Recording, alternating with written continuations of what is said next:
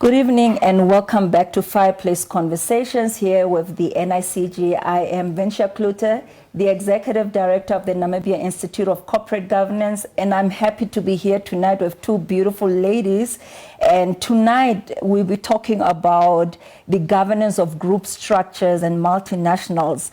In our last segment, we discussed the role of the shareholder in governance when we focused on the state as a de facto owner of public enterprises.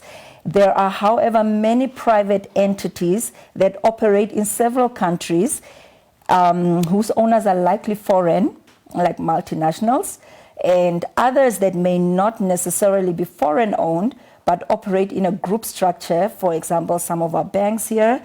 And our focus really is on shareholders in the latter two settings.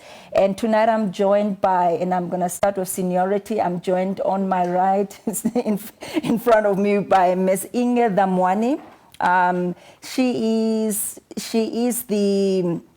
She rejoined the government of the Republic of Namibia in 2015 as the special advisor to His Excellency, the President of Namibia, on constitutional affairs and private sector interface.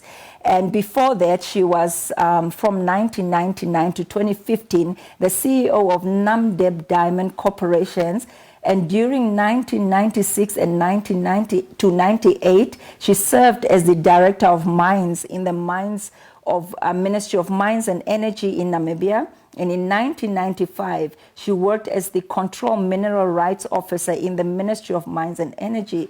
And during 1993 to 94, she served as the Legal Officer and PA to the Senior Legal Advisor at the Commonwealth Legal and Economic Advisor of Namdeb Holdings.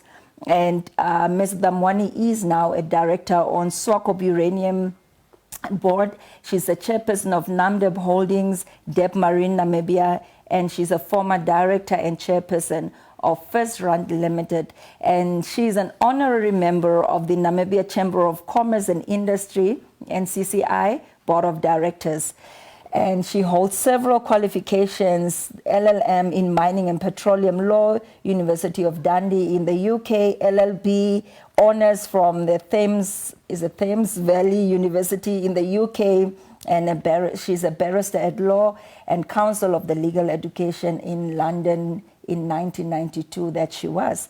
And then I'm joined with the younger version of her, which is Ms. Griselda Condes, and she has expertise in developing and implementing policies and procedures and controls that promote transparency, accountability, and risk mitigation. Her career progression involves working in risk, legal, compliance, and governance roles before transitioning into leadership positions, with the current role being that of compliance and governance executive for Nedbank. And she has a solid understanding of the regulatory and governance complexities as it relates to banking and non-banking institutions, as well as listed entities, owing to her vast working experience in this sector. So she's been with Old Mutual, she's been with Letshego Bank, and now she's with Nedbank. And previously, she's got other professional expertise as well. All right, so going right into our conversation, I'd like Ms. Inge to just, and is it okay if I use your first name? Yes, no problem. Okay, that easy, right. So Ms. Inge, to just tell us what are the intricacies of the governance of group structures in view of legal framework, which laws apply, de facto control, how is control exercise, for instance, through boards or management, and then reporting lines, how does that work, and how is decision making, how does that work effectively in a group setting? Thank you very much, Vinicia, for having us here this evening. Yeah. And I will address the question in the context of a group structure within Namibia, yeah, where there is no foreign involvement. Yeah. And I would like to say, first and foremost, I think for uniformity and brand positioning, it is important that a group of companies appears and look similar in terms of certain things, in terms of values, in terms of guiding principles, just the corporate look and feel of it, so that when you go to a group of companies, or for example, the Pukewitz Group, in Oshakati, in Katima Mulilo, in Rundu, or anywhere else, when you enter, that there should be that look and feel of that group of companies. So that's important from that perspective. However, when it comes to the governance aspect, it becomes very important that there is a distinct role between the holding companies and the subsidiaries. Because some of those subsidiaries are operating in different sectors that are highly regulated, and there are specific regulations governing how the entities should be run. So what normally will happen, the holding company will set out the general framework that this is how our governance environment should look like, and then they will appoint an independent board of directors, not always. So you say sometimes you have cross-pollination of directors from the holding company also sitting at the subsidiary level.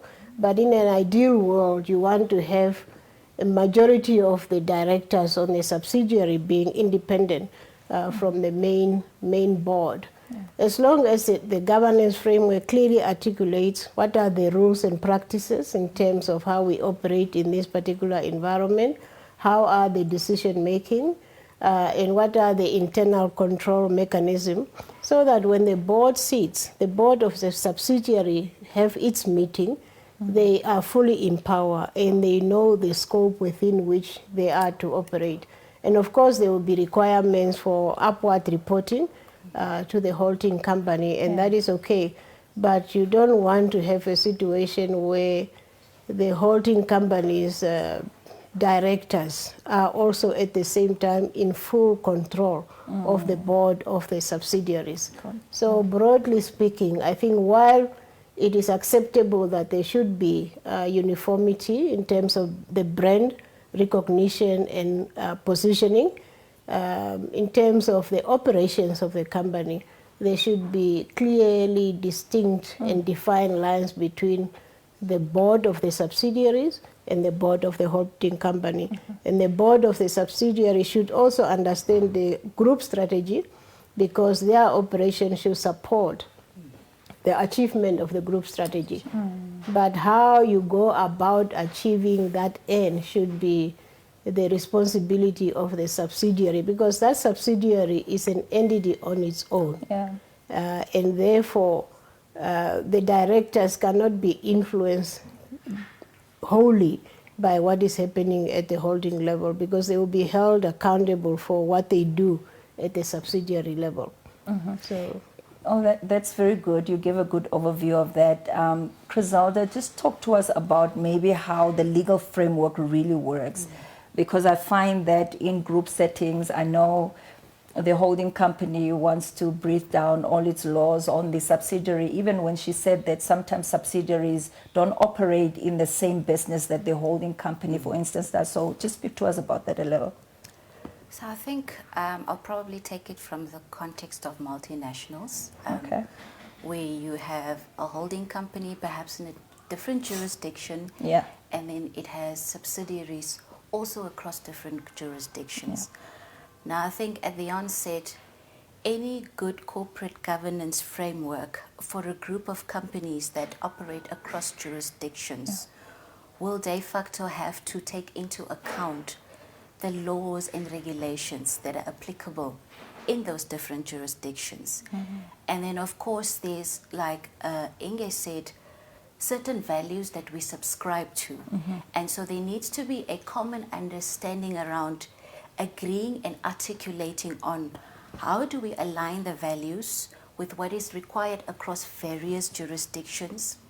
What are those things that are not necessarily regulated, like an ethics culture, like corporate social responsibility? How do we align that as a corporate so that we speak the same language? Because many times you'll find that what is perhaps allowed in one jurisdiction of a group of companies will not be allowed in another jurisdiction. So how do you reconcile that? And of course also, like Inge said, a board operates independently and is supposed to act in the best interest of the company, because that is their fiduciary duty. A shareholder also establishes subsidiaries with the aim of furthering its strategic objectives, but also has the responsibility for giving governance direction to that subsidiary. And at some point there needs to be a meeting of minds. There definitely needs to be clarity of roles. So many times when you operate with multinationals, you'll find that a shareholder, whether majority or wholly owned, will play different roles within a corporate setup. Sometimes it's a lender, of which a contractual relationship is established in terms of that contract. Sometimes there can be a service provider, in which case you will have what you call a service level agreement that governs the relationship between subsidiaries and that shareholder. And then there's a separate leg where the shareholder has responsibilities and rights, whether it's in terms of the Companies Act or a code of best practice, like the King 4. If it's a listed entity, there are listed requirements. And then they are required then to exercise their duties according to the rights and obligations of a shareholder. So a good framework always distinguish between the different types of relationships, the engagement model that is associated with that, and then also where we find ourselves that a overarching governance practice that we want to put in place is perhaps in conflict with the law of a specific jurisdiction, then that specific law needs to take precedence. It has to be accommodated in that way. And the other way that shareholders can typically also, if they are multinationals, sort of influence what happens in subsidiaries also by way of policies and procedures, where typically subsidiaries will adopt policies but tailor it for their specific environment. And that's where you also strive to reach harmonization in that sense. And very important for a governance framework is also to consider the peculiarities of a specific jurisdiction, from a social setup, from a market setup, as much as it's also from a regulatory setup. And a good governance framework is all-encompassive of that. And once multinationals can establish and demonstrate that and set the risk appetite also around things like I mentioned before, ethics, culture, unregulated things like ESG, that makes this corporate walk the talk, speak the same language, like Inge says, have the same look and feel. That is what an overarching governance framework should consider, and then would then be sort of measurable in terms of how we are operating various jurisdictions, and the accountability and the responsibility that we take for the fact that we operate across various footprints, and then sort of the relationship and stakeholder management that goes with that as well. Okay. Okay, so that's a lot of information for us, which is very good. When you are talking, I'm thinking of how can we really ensure that those governance frameworks that you're talking about, that they are reconciled to group structures such that it does not dilute the operational effectiveness of a subsidiary. Now, why I'm asking this question is because you find sometimes that the holding company or the mother company is normally very dominant. And they want to breathe down everything to the subsidiary and doesn't allow, you mentioned that it's a separate entity. The subsidiary is also a separate legal entity, but they are not allowed to operate properly and effectively independently, as independent as possible. And that's, how can we ensure that this happens? I think that's where the role of the board becomes very critical. Okay. The local board. Okay. So if you have an experienced board with diverse skills, the directors of the subsidiary will be normally say to the holding company, we take note, we understand the requirements. What you expect from us is to achieve X returns and to operate within that framework. But we have local requirements. We are a Namibian registered company and we have to comply to the Namibian laws and regulations. So it really depends on the strength of the board. And in most cases, there will be one or two representatives of the mother company, but also if they themselves understand their fiduciary duties, that when they sit in that meeting, they are sitting there as director of the subsidiary. And we have had many occasions where we have to remind each other. By the way, when we are here, we put on the hat of this entity that we represent. So in as much as you have the group framework and governance structure that are prescribed there, we take the policies, we adapt them to our own environment, but we cannot wholesalely run our business in accordance with a group structure because they are not adapting to this environment, and we have to comply with the local environment. So it really depends on the strength of the board and the strength of the executive management. If they are able to stand up and say, we hear you, but this is what we have to do in accordance with what, as long as at the end of the day we are going to be running a sustainable business that contribute towards your bottom line. But of course, if the entity is making a contribution, a greater contribution to the group, then obviously there is much more interest and there is much more hands-on. And sometimes they go behind you directly to management and they try to influence management. But as long as you have established those, you have defined the boundaries within which you operate, to always remind your colleagues that, look here, when we are sitting here as we are all equal directors of this entity, and you have appointed us, we have met your requirements, and therefore give us the benefit to run the business in accordance with the business principles that are set out in this jurisdiction. It's a point of always conflict between the representative of the holding company and the subsidiary, but it's a conflict that, as directors, mature director, experienced director, you should be able to handle, so that at the end of the day, you make decisions that are in the best interest of the local entity. And does this happen in practice? It does. It does. It happens that you have these conflicts, and the way you've resolved them is what is you're exactly saying, what strong I'm saying. boards, Yes, strong yes. boards that should stand up. Now, there's also the scenario where, in the holding company, the shareholders of the holding company also sit on the boards of its subsidiaries where they also hold shares. And in many instances, you find that many of them sit on those subsidiary boards as shareholder representatives, obviously to drive the specific agendas that they would like to push. How can we attain independence in decision making and avoid conflicts of interest in a situation like that? Should we even have directors of a holding company sit on subsidiaries? I don't think there's an issue with that, but where majority sit on it and act as shadow directors, or even act only in the interest of the shareholder and not in this entity's interest, how can we circumvent that? How can we work around that?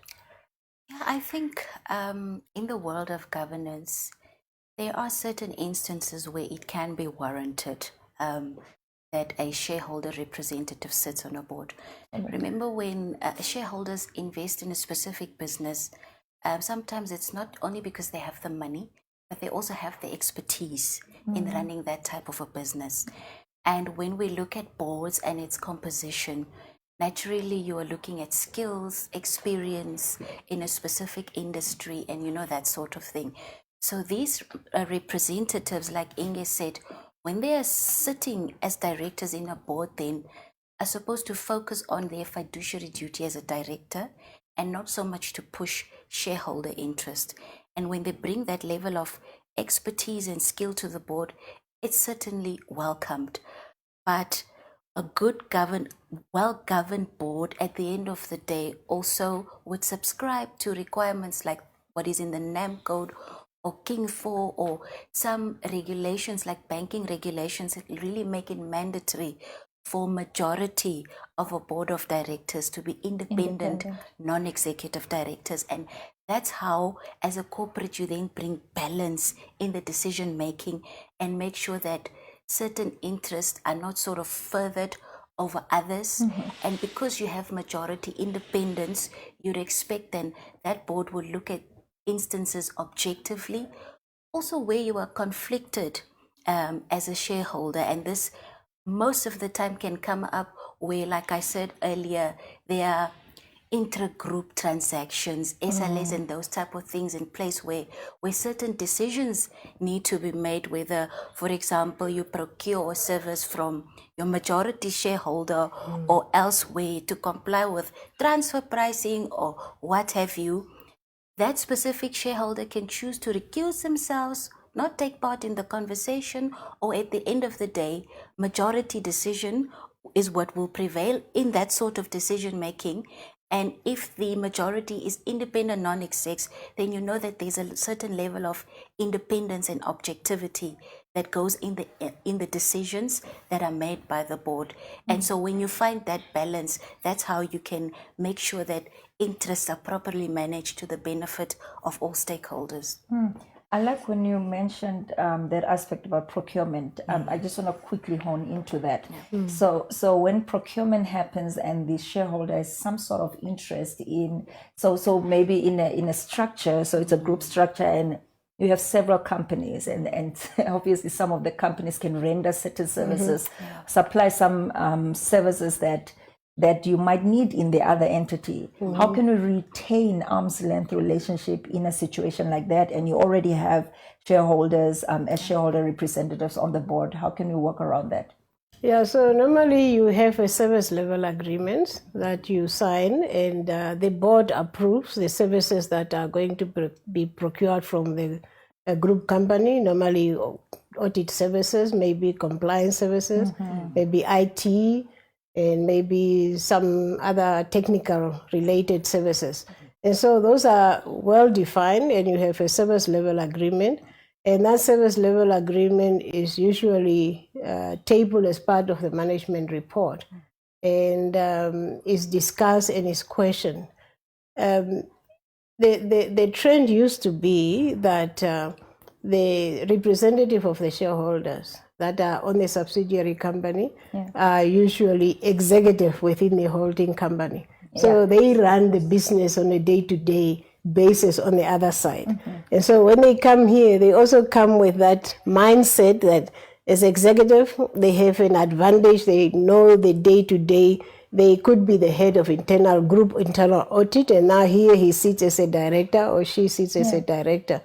So, but you, as I said, if people are experienced, they should also try to be objective enough so that they can also manage the conflict within themselves. When they are becoming too forward and too shareholder representative, because in the boardroom, they are not supposed to be shareholder representative.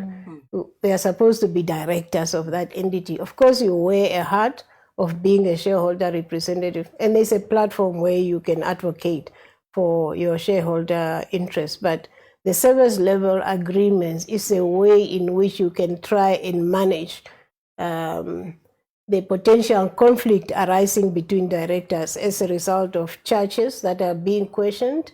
And of course, naturally, they may want to defend, but you can exercise a different independent verification whether the services that you are procuring from the holding companies are actually cost effective or market related.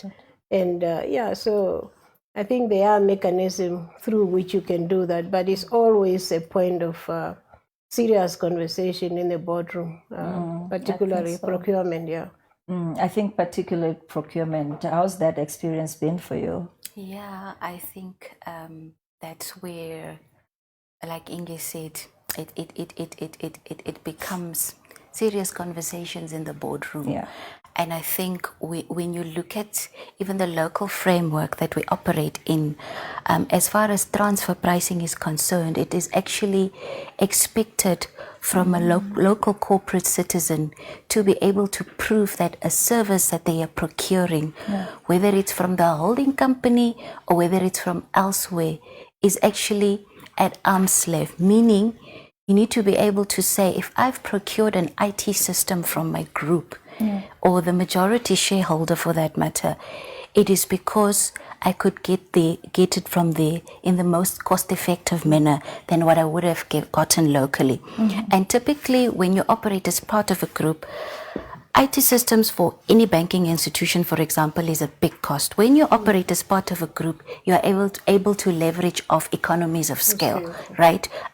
So that makes it cost effective. And if you can demonstrate that, I think you would be in the clear. There are OECD guidelines that can guide any corporate around how to do a transfer pricing exercise and put that in place, because normally, I think the argument that also always comes up is that where you have different groups of shareholders, majorities, minorities, etc., it is sometimes argued that because you have an SLA with your majority shareholder and they get management fees for that SLA, they can also decide not to declare dividends to the disadvantage of others because they are sort of getting their reward indirectly through SLA things. So some of those things become very topical. But when it can pass the arm's length test, the transfer pricing test, when you can demonstrate to your Ministry of Finance, for example, there's another argument there where sometimes management fees are bloated because you pay less taxes, because obviously tax is paid after your expenses, and the ministry's interest would then be to say, am I getting the corporate taxes that I'm supposed to get from you, and is it legitimate? And so different stakeholders have different interest in this sort of thing, especially on the point of procurement as well, and the impact it has. And that's why certain measures, like Inge said, can be put in place to make sure that we pass that arm's length test, some of which that I've mentioned, and possibly this topic can be another topic of discussion in the future, because there's quite a lot of expertise, there's quite a lot of initiatives, measures that one can take, and we can unpack that in a future conversation maybe. But I think the long and short of it is that we use those factors as guidance when it comes to procurement issues. Okay, because I think procurement issues can be really huge issues in a setting, in a group setting like that, and also in just subsidiaries and holding company settings. Then I really want us to go quickly to multinationals again. And this question really is about protecting the local legal landscape. And most multinationals subscribe primarily to the governance practices of the mother entity, and which means that the practices and standards are pegged to the global requirements, for instance. So I'm thinking of mines and so on, which operate from other countries. And as a result, many multinationals are loath to subscribe to, for instance, local governance structures, governance codes, and so on. Should local codes be applicable to multinationals? And why should that be the case? And how do we, or can we, align these practices to national governance codes, or those global standards to national governance codes? And which one should take preeminence? Where should we look first, nationally, locally, or outside? Yeah, firstly, a multinational company will normally be benchmarking against international best practices. And they would normally, ideally, want to go beyond compliance. So even where there are no regulations governing a specific conduct or action, they would generally want to do the best they can based on best practices. And so that's a mindset that they come with when they come into the different jurisdictions. Secondly, the governance codes that exist are generally of voluntary nature. Compliance is encouraged as part of your being a good corporate citizen in a jurisdiction in which you operate. So in my experience, and I know that when the NAM code was put together, there was that debate that we were having, that most of the prescriptions that were in the NAM code were already complying and beyond. And so for us, it was easy to say, yes, since we are already going beyond what is being prescribed by the NAM Code, why not? It's a good thing to do as a good corporate citizen to endorse it and where it is relevant to apply. So, but I think where the national codes are prescribing standards that are fitting the local requirements, then they must be made compulsory as sort of maybe part of the permitting conditions or part of the legislation or part of whatever. But if you leave it to be voluntary, you will find that most entities are either beyond what is prescribed. And I know, for example, with the King 4, we had also a conversation about this. There are certain things that King 4 is way above many legislative frameworks globally. And therefore, when entities were being encouraged to subscribe to the King 4, they were asking, why should we do that? Because it's voluntary. It's not a legal requirement. So I think it's a question of balancing between the voluntary nature of compliance versus the mandatory. And you don't want to enforce everything by law, but if it is critical to your development imperatives. And that's why I think, for example, when government was advancing the BEE framework, it was exactly in recognition of the fact that for so long we have been asking corporates to do the right thing, because if something is the right thing to do, you don't have to be legislated in order to do that. But a number of years have passed, and that which government thought it was the right thing to do was not being adhered to. And that's where government tried to come up with, say, at least in order to operate in our environment, you must meet our local conditions in terms of management, in terms of ownership, in terms of procurement, and in terms of capacity development. And the moment that becomes law, I think many operators will comply with it. But for as long as it's voluntary in the NAM Code, it's good practice. If you are a member of the Institute of Governance, you obviously comply with that. If you are a member of the stock exchange, you will comply with that. But if you are an operator independent from any of those, I think it's a long conversation we have, and we should, as a nation, try to see how best do we make sure that the national requirements are complied with. And who should make sure of that? In a company or multinational setting, I mean, where you have foreign owners and then subsidiaries operating in different jurisdictions, who should make sure that national governance codes are adhered to? Is it the local board, and how strong should they be? What should happen? Yeah, typically, as part of the fiduciary duties of a board, the duty of ensuring compliance with local requirements, practices, regulations is that of the board, and it's delegated in various forms to whether it's your executive management, whether it's getting the services of experts when certain decisions need to be made, where maybe specialized expertise is required to ensure that local codes are still adhered to. Also, typically with your shareholder that is a multinational operating in different jurisdictions, as part of stakeholder management, whether it's maintaining good relationships with the government or the regulators, etc., are very proactive and very accepting also of local requirements, and sort of marrying that with international standards in the jurisdictions that they operate in, and trying to find a way to harmonize that. So I think across the different governance levels, whether it's at shareholder level, board level, or management level, different responsibilities come into play, and part of that is upholding the requirements of the environment that you operate in.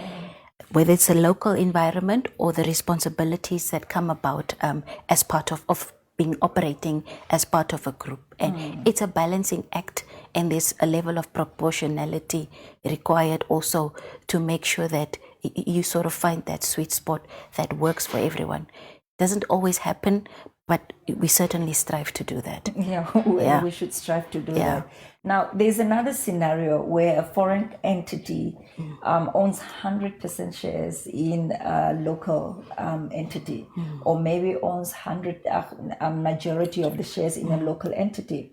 How can we ensure good governance in board composition, especially, and management structures, so as to avoid conflicts of interest, to maintain independence, and to ensure clear reporting lines, as well as accountability of foreigners?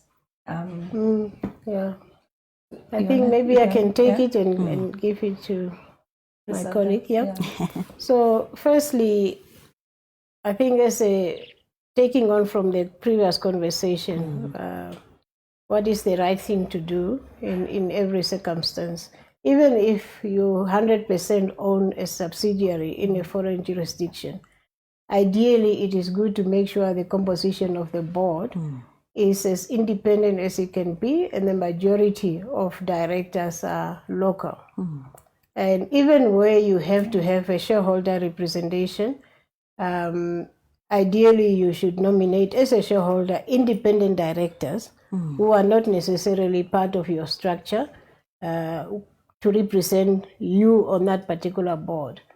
And then having done that, then the governance framework will then outline the different roles and accountabilities between the subsidiary or the fully owned entity, what they should do, what are the level of decision, what is the level of delegation authority, what are the reporting lines, and what is expected from that board in order to achieve the parent company's expectations. And I think most of the foreign entities that we have here that owns 100% subsidiary almost operate around those models, where they firstly ensure that there's independent local board and that the governance framework of the local entity is very clear, and there is clear definition of the roles and responsibility between the holding company or the foreign-owned company versus the local company. And the regulatory requirements also are important in that, to make sure that you comply with the regulatory requirements in the country of your jurisdiction. Yeah, I think Inge has said it all pretty much, and it's really trying to strike that balance and considering various factors for where you want to operate.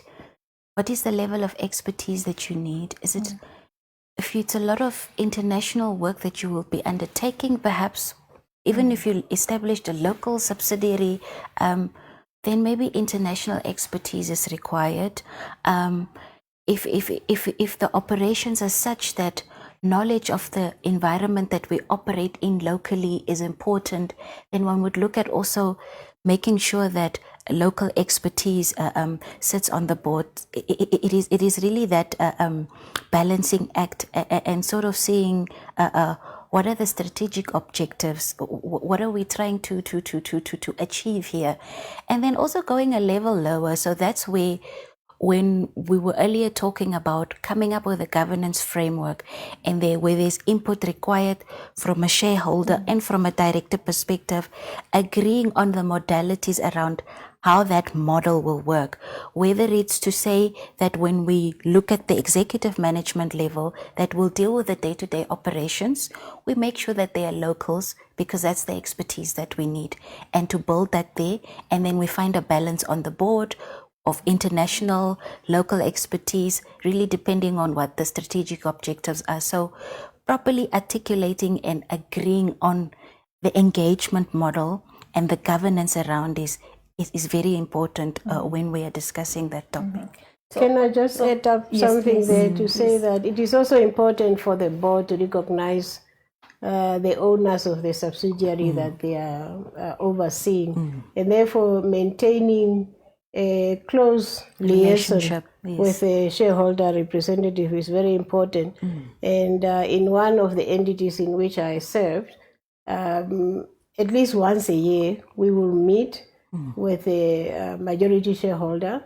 We will sit in their strategy meetings, and we will then get an insight as to what is a strategic direction that the parent company is driving. Yes. And then we'll come back and set our own strategy to say how can we contribute to the achievement of that strategy without necessarily copying that strategy and bringing it home because the conditions are different. But it's important, like, for example, as a chair of the local company here, you maintain regular contact with the chair, also the independent chair of the holding company, so that you compare notes and you keep them informed.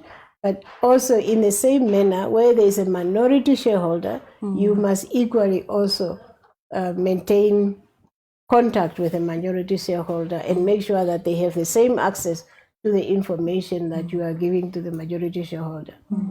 So I do want us to go to that aspect of minority shareholder protection and all the intricacies around that. But I quickly want to ask the question on what we're talking about. What if you find that a board is constituted mainly or even 100% by shareholder representatives only? You do find this scenario, and I think in a conversation today, I picked it up that all of the board members are literally representatives of the owners of the business. How can we help such entities balance the composition and maybe come to, because who will talk to the owner? Who's going to, because the board itself is already representative of the owners. Who's going to talk to the owners and say this is not good governance? If they are not listening to this program, for instance, who's going to tell an entity like that that's not what we should do? Yeah, I think you find situations like that in especially family-owned companies. Yes. Okay. It's a very, very dominant sort of structure. And so I think it's incumbent sometimes on the local board. If you have people on the board that really know what governance is all about, understand the importance of diversity and the importance of independence, to talk to the owners to say we are transiting to a new business environment, and it is in the best interest of the family in that circumstance to ensure that they have more diverse representation, because family owned companies, sometimes businesses are conducted informally, decisions are made informally at dinner, lunch, gathering, family gathering. But those sort of decisions, then to bring them to the boardroom and to formalize them becomes quite difficult. So I think somebody has to be courageous enough to talk to the owners or to the holding company and encourage them. And I think Institute of Corporate Governance like this one is one of your responsibility is to create awareness and to engage with the targeted businesses where you see that there is a bit of a challenge, and to encourage them and to spread the gospel that you need independence, you need diversity, and you need broad representation. Because if you have people who think alike and act alike, they might miss an opportunity because it's not something that is on their radar. Exactly, So I think it's very important that we bring that conversation in. I think also there's lots of case studies, whether it be local or international, where things have gone wrong, where lines are blurred across the different levels of governance, where a shareholder with their interest also is the chairperson of the board, also is the managing director, and there's that concentration of control and power, you know. Independence sometimes also is to the advantage of the company. Absolutely. Whether it's then leveraging of that expertise to make the right decisions, whether it's a capital injection that you would need in future or in that moment to expand that business, whether it's to learn from the likes like the Steinhaus, etc., where governance lines are blurred, and at the end of the day, a company is destroyed along with its profitability, with its reputation, and also as a person, there's something called piercing the corporate veil, where you yourself can be personally held liable if you are mismanaging a company, because others are involved, whether it's a bank that is your funder, whether it's a customer, etc., etc. How you manage your company has an impact on those, and certain legal implications can arise. And certainly when you have proper structures, governance structures in place, you can prevent these type of instances. So sometimes in that awareness creation or speaking to these specific corporates, it's always good to also bring real life examples of where things have gone wrong, and also the advantages that come with having a good governance structure in place, also for the not just maybe for good governance, but also for sustainability of a specific company. So it's really how one can package and pitch it to these corporates to sort of win their trust and be able to convince them as to why in this day and age things just need to be done differently. Yeah. Okay. I think those are very important, and it's also important that you mentioned that the NICG, for instance, should be in the forefront of that, creating that advocacy as well as just the awareness that we're creating. And this is what we're doing with this program, for instance, bringing experts like yourselves to create the awareness that we're trying to create in various aspects of governance. And when our viewers find themselves in these positions, they can obviously contact us at the NICG, and we can help them set aright the governance in their specific entities. And we also do this by thought leadership, which we're creating one here. Number two, through the writings that we put out in the newspapers and on different platforms and so on. So there is a little bit of awareness that we are doing, and also trainings that we offer, bespoke trainings to specific entities and so on, and also trainings that we actually scheduling for the masses that is going to be rolled out very soon. So this is good that the conversation is starting, and the conversation can carry on different platforms. I want to talk now about the minority shareholder protection a little bit. I think that's also a very important aspect. In as much as the majority shareholder does have a lot of say in the business, there is the minority shareholder. How can the minority shareholder be protected? I think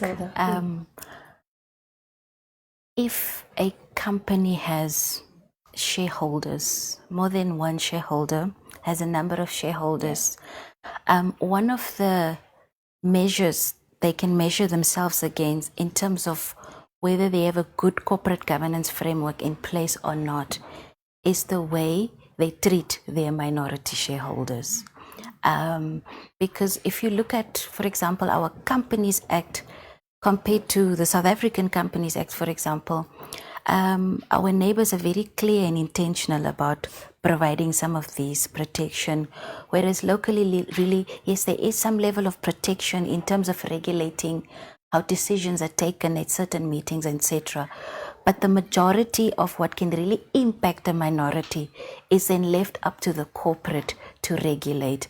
And some of the measures that can be put in place, for example, is shareholder agreements, where things can be regulated, like having board representation of minorities, how dividends will be distributed, how certain decisions will only be taken if minorities are involved, for example. And I think for listed entities where material changes need to take place within a certain corporate, there are actually certain instances in the NSX rules that say even if you're the majority shareholder, you can only continue with that decision if you've gotten the approval of your minority. So certain environments that we operate in certainly do afford minorities certain privileges that are mandatory, but it can also be regulated by legally valid shareholder agreements. I think, like Inge said before, information sharing is very important. And there, as a corporate, you need to be able to demonstrate that you are treating all your shareholders equally. Again, for listed entities, that is a requirement, to the point where with certain provisions, the NSX can even come back to corporates and say, this type of information you may or may not share. Just because it's your majority shareholder, you wait for your AGM, you issue your integrated annual report so that everybody has the same information. Other protections that are in place is like your close periods, regulations around insider trading, etc. Those also aim at really protecting minorities. There are instances internationally where we've also seen where when there are certain mergers and acquisitions, for example, minority shareholders are easily squeezed out. And what you want to be regulated in a shareholder agreement, for example, is to ensure that there's fair treatment of minorities when such transactions take place, where there's fair valuation of their shares, for example, to ensure that they are fairly compensated when these type of things happen. And also sometimes you can put in measures like share transfer restrictions, so there's lots of ways, but for listed entities or some international entities, more stringent, and some jurisdictions more intentional in terms of their Companies Act about providing protection, but there's still measures like the ones I've mentioned that one can put in place through shareholder agreements, etc. And the other thing that minorities can typically do that is outside of any control by majorities is shareholder activism, right? Where they can actually come together and have a voice. They attend AGMs and they can voice their opinion about the affairs of a company at that AGM, where it's there for everybody to listen to and to take note of. They can lobby with regulators where it's relevant, and they have a right to information, the financial performance of the company, operations, and like Inge said, it's always just good practice to have those stakeholder engagements where you also engage with your minorities as much as you engage with your majorities and keep them abreast of what is happening.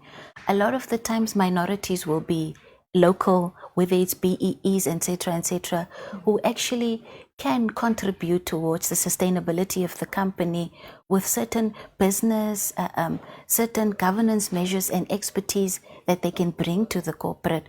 So there's various ways to look at it in terms of minority shareholder protection, and whether it's mandatory or not.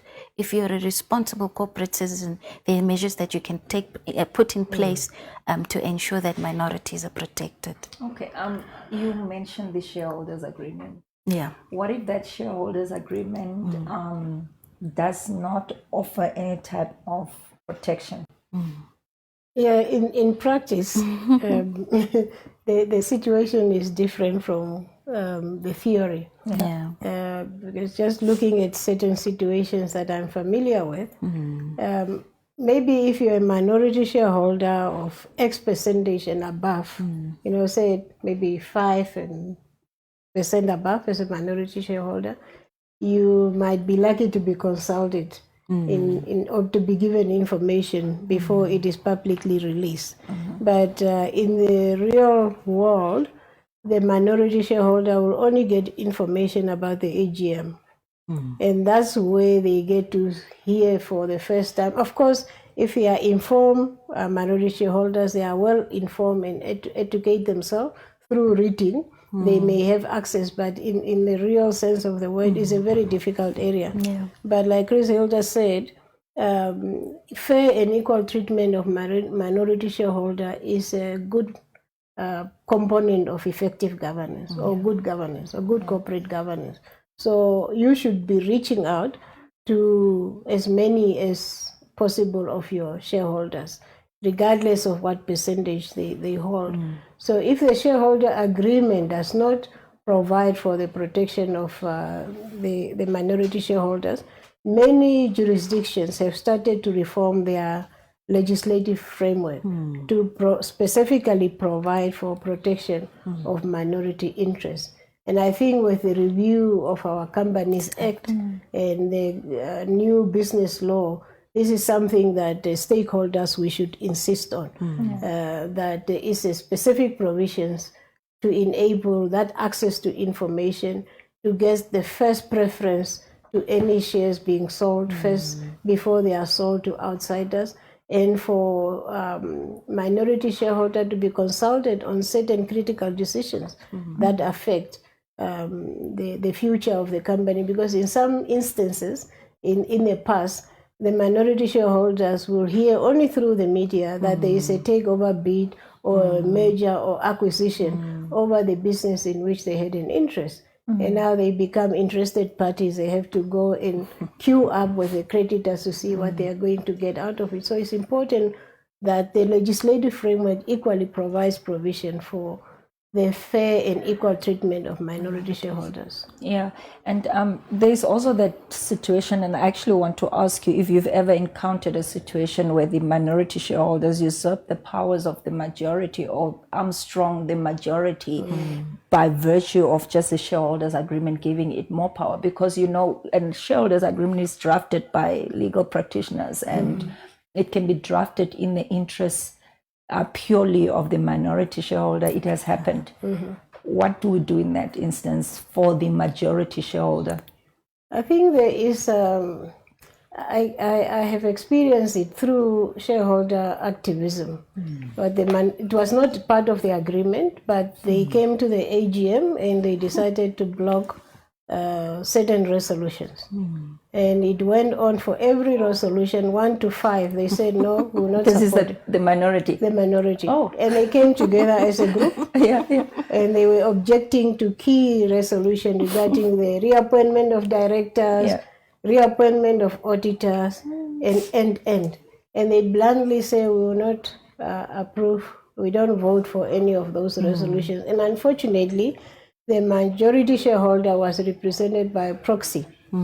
And so we had to stop the AGM in order to consult now with the minority shareholders to find out exactly what their issues are. And it came out that they were dissatisfied that they were not, throughout the year, the board was not communicating with them, and they don't know what is happening, and they are spending a lot of money, and the shares of the companies are not improving. So it was a listed company, and the minority shareholders were feeling that their values of the share is not increasing because the board is not doing what it's supposed to do. So I think there is a way you can bring on board the different views, including those of minority shareholders, if they are not specifically stated.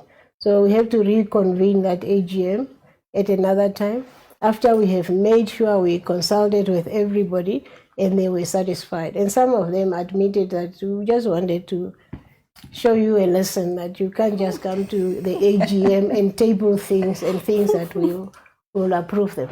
And that sounds to me like a situation where the minority shareholder actually needed to do that because they needed to protect themselves. But what about a situation where they have been given just too much power and they are using that power to impede decision-making processes and really just to be antagonistic, really? Yeah, I think for a majority a shareholder, the biggest advantage is the control that they are able to exercise over the entity in terms of voting powers, whether it's by way of special resolutions, whether it's by way of general resolutions. They can use that also then to equally veto certain decisions. Other legal options that one can really look at is, remember in the beginning we said we typically want the different governance levels to be aligned on the strategic direction of the company. And if you find that disparity between shareholders, talks can be held around buyouts, where the majority shareholder can take over the interest of the minority, buy them out, give them fair compensation. In other instances, sometimes majorities opt to dilute shares, so they will issue more shares and thereby dilute the interest of the minority, and that obviously then has an impact on the level of influence that they can exercise. But I think a lot of the times, like Inge said, it's about how are you managing that stakeholders. There's what you can do by law, and then there's ethical leadership in terms of prompting you to do what is right. And a lot of the times when we are also focused on what is right, and we are able to strike a balance there, some of these things can be better managed. Like they say, the law is not what it is, but what it ought to be. And from a nation perspective, what we say is that as much as we have laws, we also have a moral compass by which we operate. And sometimes when we use that as a yardstick or guidance in some of the decisions we make, we're able to move the needle. But yeah, there are options that majorities can exercise in those instances as well. And I think that aspect of being ethical in your leadership is quite important. And I think it's one that obviously you cannot regulate, but that you can try and encourage in various ways. Hopefully people have some sort of self, control and self values that they can exercise, some type of ethics. As it were, we're coming to the end of our 1 hour, and I just want to take a moment to say thank you for availing yourself to this very important conversation. It sounded like it's a very superficial conversation to have, but it's very important in the sense that there are so many group structures in Namibia, and informal ones too, not just the ones that we see for the banks and all those other places, but there are so many other structures that are in group structures, in multinationals and so on, and people really just want to know what the governance is around those areas, and a lot of other questions are still around that we couldn't obviously canvas in this conversation, but I think we've picked up the critical solutions or critical governance tenets that we can implement in group structures and multinationals just from this conversation, and we can highlight that in all the entities and maybe around other conversations that people also have. And I want to say thank you very much for bringing your critical knowledge and expertise to this conversation. We appreciate that so much. Thank you so much for being here tonight. And we've come to the end of tonight's Fireplace Conversations, and I hope that we can implement these critical tenets that we've picked up from this conversation tonight. We will be back next Thursday with another session of Fireplace Conversations with another topic that is also equally important for governance in our country. Thank you for joining us online, and we hope to see you again next week on Fireplace Conversations. Have a good evening, and thank you so much.